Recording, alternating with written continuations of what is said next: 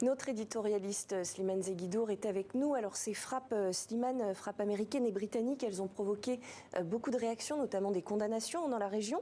Mais il y a un pays qui se retrouve en situation plutôt délicate, c'est l'Arabie Saoudite. Pour 3 raisons principales. 1. L'Arabie partage 2000 km de frontière avec le Yémen. Elle abrite une diaspora yéménite de 2,5 millions d'habitants, c'est-à-dire 10% de la population saoudienne presque. 3. Le port de Jeddah, qui est sur la mer Rouge, assure 70% des importations de l'Arabie saoudite, qui approvisionne entre autres les villes saintes de la Mecque et de Médine. 2. L'Arabie saoudite sort d'une guerre de 9 ans contre le Yémen, initiée par l'Arabie saoudite et les Émirats arabes unis, avec une coalition arabe rassemblant la Jordanie, le Maroc et même le Soudan.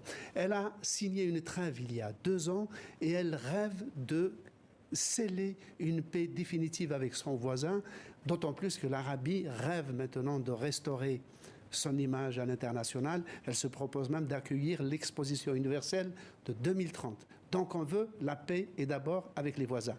Troisième raison, l'Arabie saoudite, on le sait, avait entamé une audacieuse opération de normalisation de ses relations avec Israël qui a été interrompue au dernier moment par la guerre à Gaza le 7 octobre.